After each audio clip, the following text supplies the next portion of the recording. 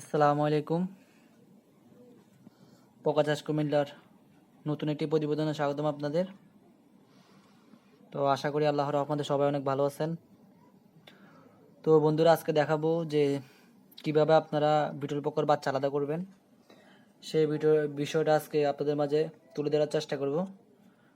আশা করি পুরো ভিডিও জুড়ে সাথে থাকবেন। তো প্রথমত পোকাটা আপনারা যখন বুশিটা চেঞ্জ করবেন তখন পোকাগুলো সরিয়ে নেবেন ফার্স্টে। তো সেটা আমি কিভাবে করতেছি দেখেন আপনারা। তো আমি এখানে কিছু বুশি আছে, এখানে বা আমার পোকাগুলো আমি আলাদা করে নিতেছি। তো দেখেন এই যে এইভাবে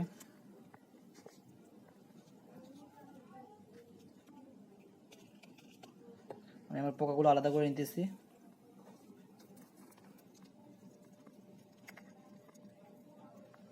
কারণ আপনারা সরাসরি তো এটা আলাদা করতে পারবেন না।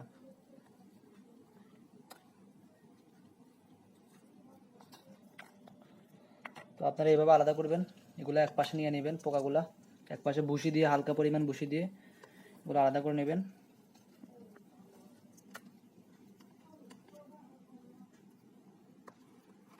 তো দেখেন আমি কিভাবে আলাদা করতেছি।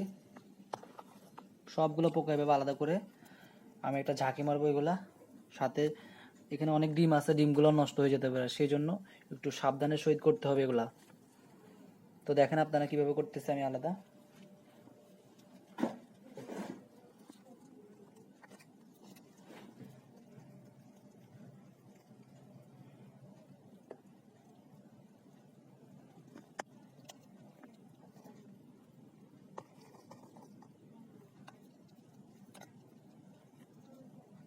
তো মোটামুটি আমার পোকাগুলো আলাদা হয়ে গেছে। এখন আমি বুশিগুলো যেখানে আমি ট্রান্সফার করবো সেটা দেবো। তো দেখেন আমি এখানে বাচ্চাগুলো রাখবো আমি এখানে। তো আপনারা দেখেন, রাখেন। তো দেখেন এটার মধ্যে অনেকগুলো ডিম দেখা যাচ্ছে, কিন্তু এগুলো কিন্তু সব পোকার ডিম। তো সেই বিধে আমি খুবই সাবধানের সহিত এগুলো ফালাইছি, এক ইয়াতে রাখছি।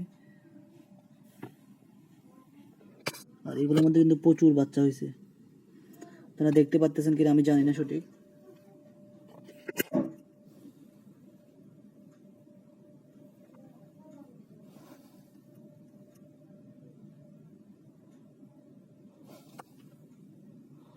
অনেক ছোট ছোট বাচ্চাগুলো দেখা যাইতেছে না। তো আপনারা এইভাবে আলাদা করবেন, আপনারা এইভাবে পোকাগুলো আলাদা করবেন।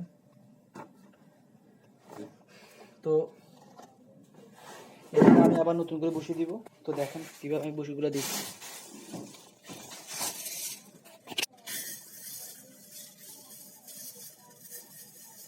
তো আপনারা নতুন বসি দেওয়ার আগে প্রথমে বসিগুলো হালকা একটু শুকিয়ে নেবেন, তাহলে দেখা গেছে আপনার পোকার ডিমগুলো একটু গরমে তাড়াতাড়ি ফুটে যাবে। আপনারা অবশ্যই জিনিসটা ফলো করবেন।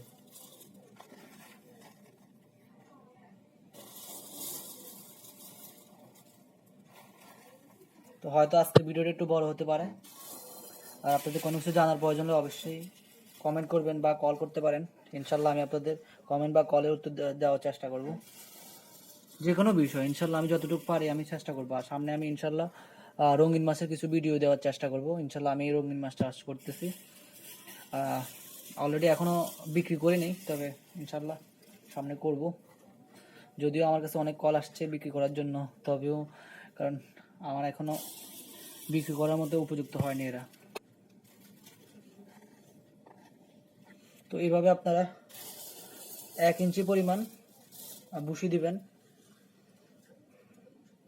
বাস এনাফ।